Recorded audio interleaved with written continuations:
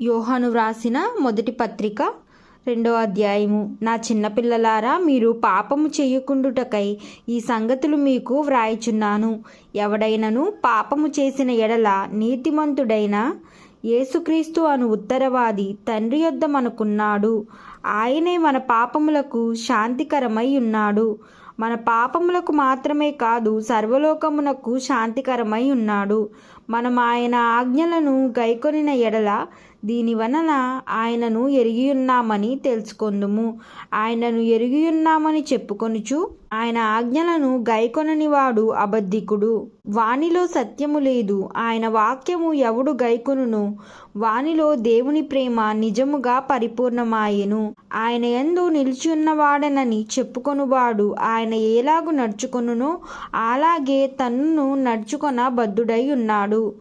మనం ఆయన యందున్నామని దీని వలన తెలుసుకొనుచున్నాము.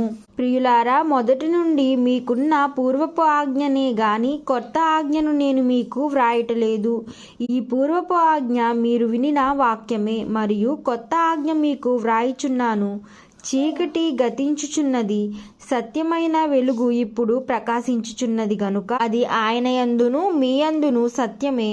వెలుగులో ఉన్నానని చెప్పుకొనుచు తన సహోదరుని ద్వేషించువాడు ఇప్పటి వరకును చీకటిలోనే ఉన్నాడు.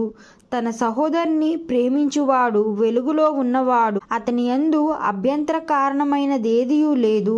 తన సహోదరుని ద్వేషించువాడు చీకటిలో ఉండి చీకటిలో నడుచుచున్నాడు. చీకటి అతని కన్నులకు గుడ్డితనము కలుగజేసెను గనుక తానెక్కడికి పోచున్నాడో అతనికి తెలియదు. చిన్నపిల్లలారా, ఆయన నామమును బట్టి మీ పాపములు క్షమింపబడి ఉన్నవి గనుక మీకు వ్రాయిచున్నాను. తండ్రులారా, మీరు ఆది నుండి ఉన్నవన్నీ ఎరిగి ఉన్నారు గనుక మీకు వ్రాయిచున్నాను. యవనస్తులారా, మీరు దుష్టిని జయించుచున్నారు గనుక మీకు వ్రాయిచున్నాను. చిన్నపిల్లలారా, మీ తండ్రిని ఎరిగి ఉన్నారు గనుక మీకు వ్రాయిచున్నాను. తండ్రులారా, మీరు ఆది నుండి ఉన్నవారని ఎరిగియున్నాను గనుక మీకు వ్రాయిచున్నాను. యవనస్తులారా, మీరు బలవంతులు, దేవుని వాక్యము మీ యందు నిలిచియున్నది, మీరు దుష్టిని జయించుచున్నారు గనుక మీకు వ్రాయిచున్నాను. ఈ లోకములో ఉన్న వాటినైనను ప్రేమింపకుడి. ఎవడైనను లోకమును ప్రేమించిన ఎడల తండ్రి ప్రేమ వాడిలో నుండదు. లోకములో ఉన్నదంతయు అనగా శరీరాశయు, నేత్రాశయు, జీవపు డంబమును తండ్రి వలన పుట్టినవి కావు. అవి లోక సంబంధమైనవే. లోకము దాని ఆశయు గతించిపోవుచున్నవి గాని దేవుని చిత్తమును జరిగించువాడు నిరంతరము నిలుచును.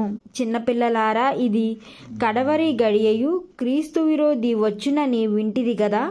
ఇప్పుడు అనేకులైన క్రీస్తు విరోధులు బయలుదేరుచున్నారు. ఇది కడవరి గడియ అని దీని చేత తెలుసుకొనుచున్నాము. వారు మనలో నుండి బయలువెళ్ళిరి గాని వారు మన సంబంధులు కారు.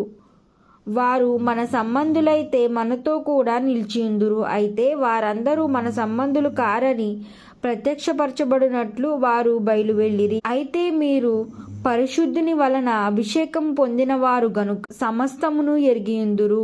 మీరు సత్యం ఎరగని వారైనందున నేను వ్రాయలేదు గాని మీరు దాన్ని ఎరిగియున్నందునను ఏ అబద్ధము సత్య సంబంధమైనది కాదని ఎరిగియున్నందును మీకు వ్రాయిచున్నాను. యేసు క్రీస్తు కాడని చెప్పువాడు తప్ప ఎవడబద్ధికుడు? తండ్రిని కుమారుని ఒప్పుకొనని వీడే క్రీస్తు విరోధి. కుమారుని ఒప్పుకొనని ప్రతివాడు తండ్రిని అంగీకరించిన వాడు కాడు.